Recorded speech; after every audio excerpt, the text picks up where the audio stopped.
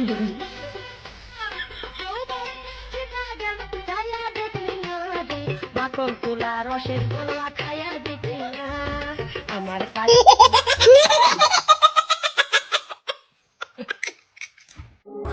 ভাই, উনি হচ্ছেন আমাদের দেশের একমাত্র পবিত্র নায়িকা, যিনি ঘুমানোর আগে সূরা মুলুক না পড়লে যার শান্তিতে ঘুম আসে না।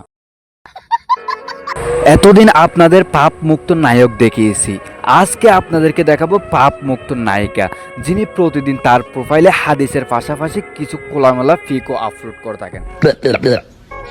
তিনি একটা ভালো ফ্যামিলি থেকে নাচতে নাচতে এক সময় নায়িকা হয়ে গিয়েছিলেন। তিনি কখনো পাপ কাজও করেন নাই, আর তিনি সপ্তাহে 7টা দিন শুটিং করেছিলেন। আর নাটক সিনেমা করা কি পাপ কাজ ভাই?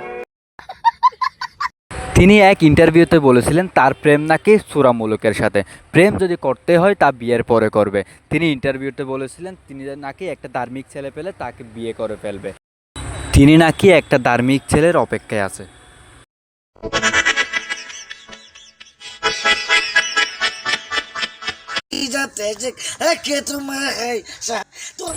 দর্শক, এটা তোমার কোন বান্ধবীর ছেলে হতে পারে তাকে মেনশন করো।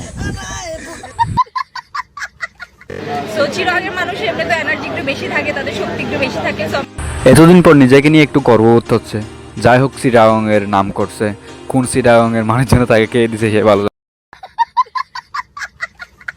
মেকআপ প্রোডাক্ট যেগুলো এত বেশি দাম বেড়ে গেছে যে এগুলো আসলে কিনতে কিনতেই তো 4-5 লাখ এমনিই চলে যাবে। টাকা না হলে তো আমি মেকআপ এবং চলাফেরা সব কিছু তো ঠিকঠাক করতে পারবো না। বাইরে থেকে নিউ ইয়র্ক থেকে নিয়ে আসি আমার মেকআপ প্রোডাক্ট সব কিছু। আমি মেকআপ কোম্পানিকে দৃষ্টি আকর্ষণ করতেছি যে মেকআপের দাম অতি দ্রুত কমিয়ে ফেলা হোক। আপু সবাইকে দিয়ে এত টাকা জোগাড় করতে পারতেছে না।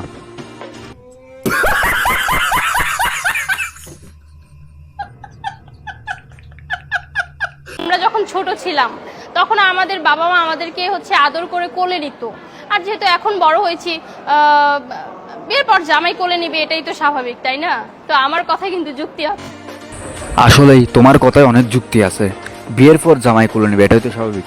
আর মাঝে মাঝে আমাদেরকে একটু দিও না, আমরা একটু কোলে নিয়ে দেখবো না, তোমার ওজন পরিমাপ করবো। তখন আমি দইটা কেসতেছি, এক পর্যায়ে আমার পানি চলে আসছে, মানে জীবনের প্রথম আমার পানি চলে আসছে। তখন সে আমাকে বলতেছে এত পানি কিসের জন্য, তোমার খুব বিঘার, তাই না? আমাকে বলতেছে। তখন আমি বললাম আমার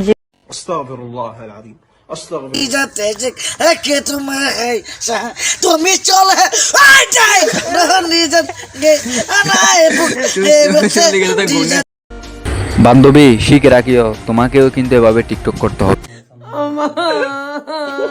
আমি যদি একটা 6ও মারতে পারি তাহলে আমার অনেক ভালো লাগবে, আর যদি 6টা 6 মারি তাহলে তো অজ্ঞান হয়ে পড়ে যাব।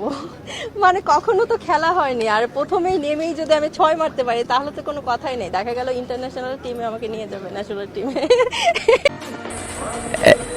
এখন আমি যেটা বলতে চাচ্ছি সেটা হচ্ছে যে তুমি 6 দরকার হলে 100টা মারিও, সেটাতে আমার কোনো প্রবলেম নেই। আমার প্রবলেম হচ্ছে যে তুমি পড়ার সময় আমার কোলে এসে পড়িও, আর অন্য কোথাও পড়িও না। আর তোমাকে ইন্টারমিডিয়েটে নিয়ে যাওয়া হবে না, তো তোমাকে আমার রুমে নিয়ে আসা হবে।